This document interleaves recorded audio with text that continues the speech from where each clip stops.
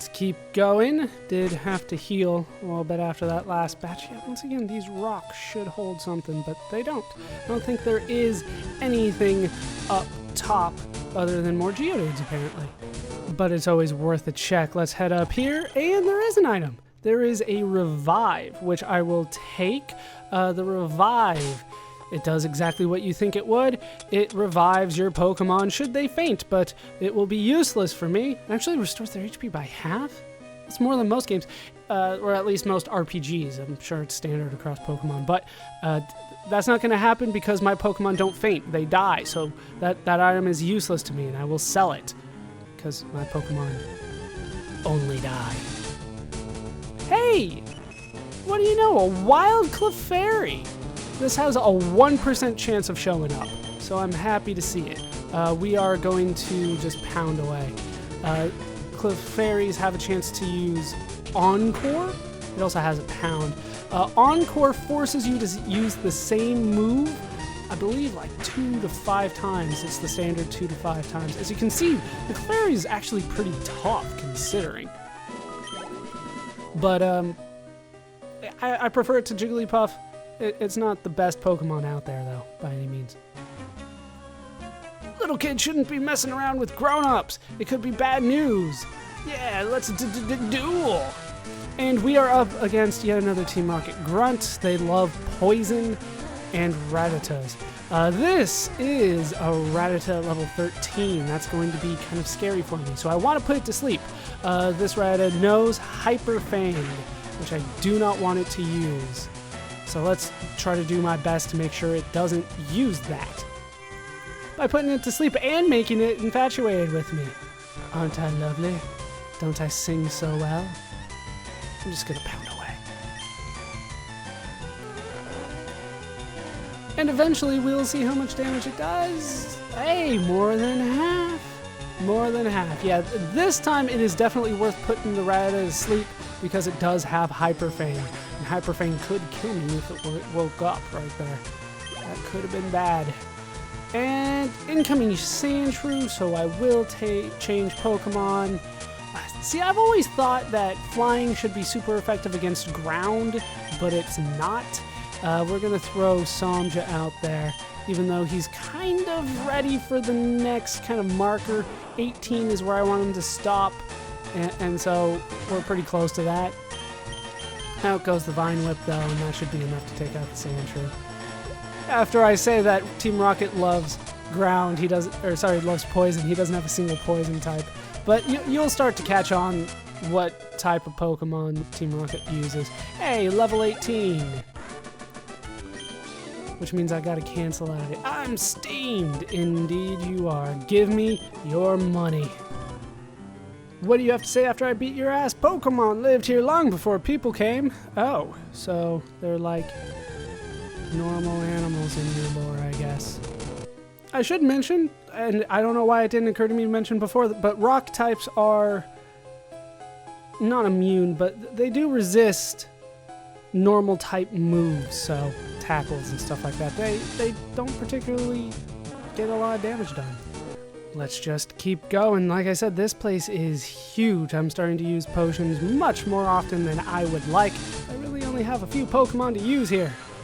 Need to get Bebo up to proper levels, but that could take me a while. Let's continue on. Find another Team Rocket guy. We, Team Rocket, shall find the fossils. Reviving Pokemon from them will earn us huge riches. Apparently they're in it for the money and have never seen Jurassic Park. We're up against yet another Team Rocket Grunt, though. He never tells us. They never tell us their names.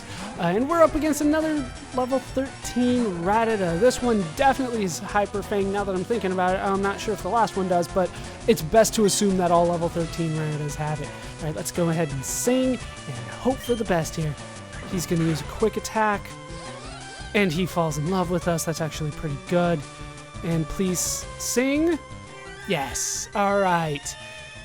We're doing well here. Hyper Fang is a damn good move. It probably won't kill us unless it gets a critical hit right now, but it is probably the hardest move that we have faced to this point, which is why I definitely want to have this guy asleep. Don't use it, don't use it. He's in love. Come on, 50%. Okay, he's gonna use Tail Whip. That's fine. It lowers my defense, but I'm pretty sure I can kill you with this pound. So, down you go. Down it goes. We get a critical, even though I didn't need it. And down goes Rattata. Is that enough for a level up? It is. Level 17. Do you learn anything? Probably not gonna learn anything for a while. No. All right, incoming Zubat. I should change Pokemon, shouldn't I? We will go. Yeah, we'll just leave it. We'll leave it for now, and we'll change it once it is done. Out comes the Zubat. Just pound as usual. It's faster than me. Damn it, 10 player. Why are you so damn slow? That's actually decent. It did like 7. But now it is infatuated with us. One more of those. Yeah, it's still in love. Are you going to get the move off? Please tell me no. No, it doesn't. That means this pound will finish you off. Down goes the Zubat. Give me your damn money. Team Rocket, you are terrible as a game. I don't even know. Now I'm mad. Are you gonna like get in a fight with us? No, of course not. That's not how Team Rocket works.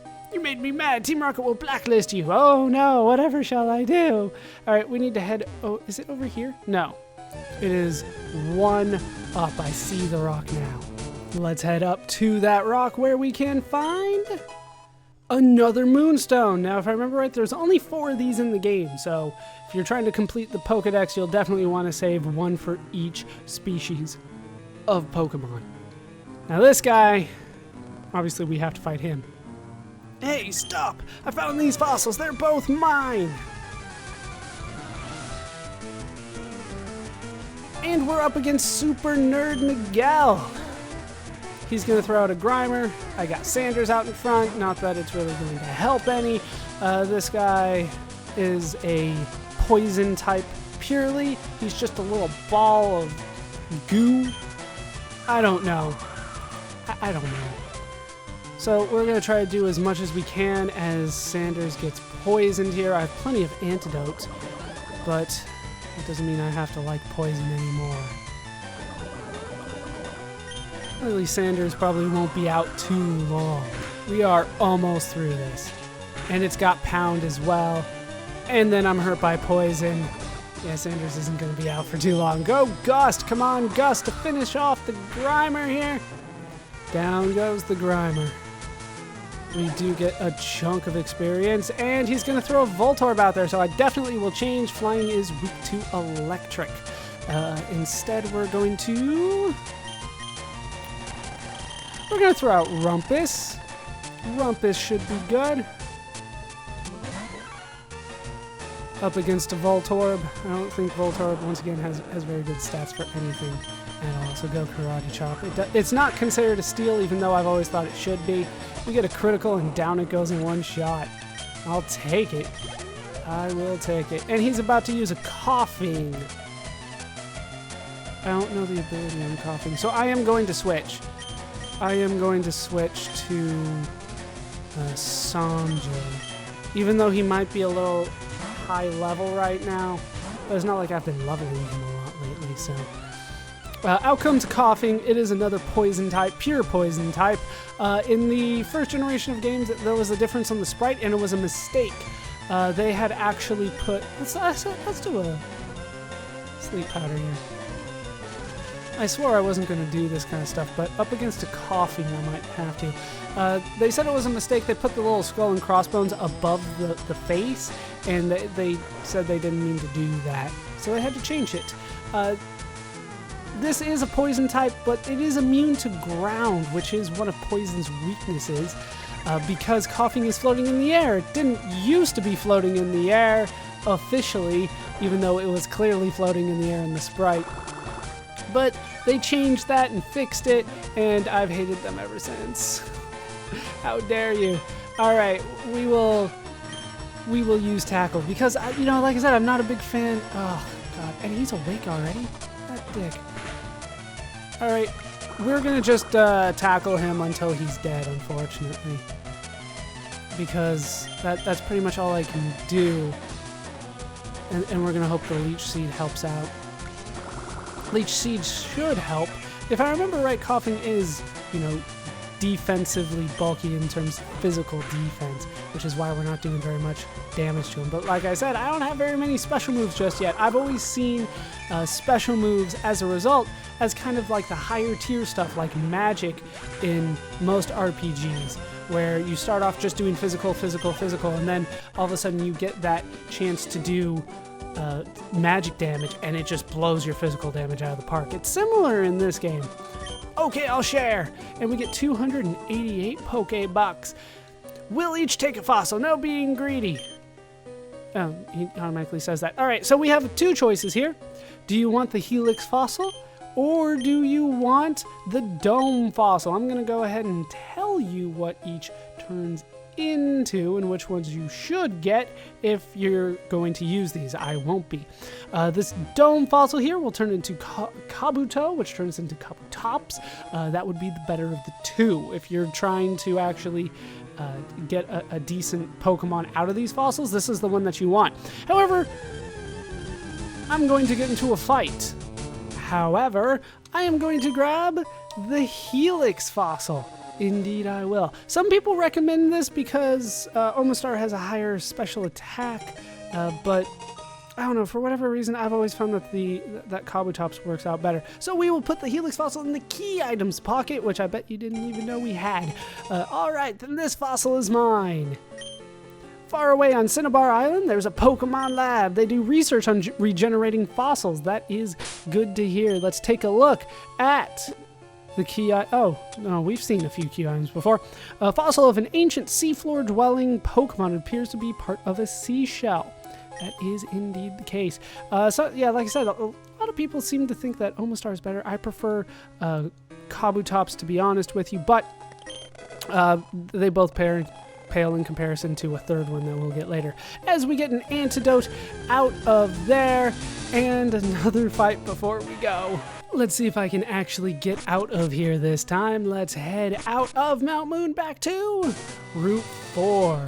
Route 4, Mount Moon to Cerulean City. We're well on our way.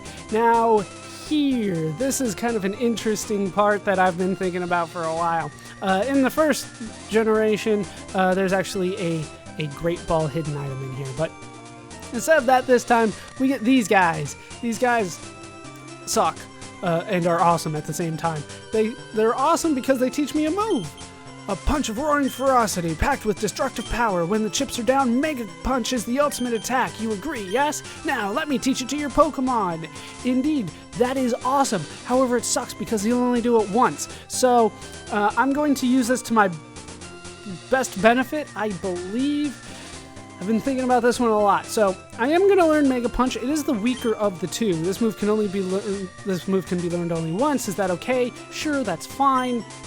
Fine. Which Pokemon will learn it? Why you can only teach it once, I'm not sure. The only two Pokemon that I have that can use it, or learn it, I should say, is our Templayer and Rumpus. I'm actually going to teach this one to Rumpus. Why? Because it's actually the worst of the two moves.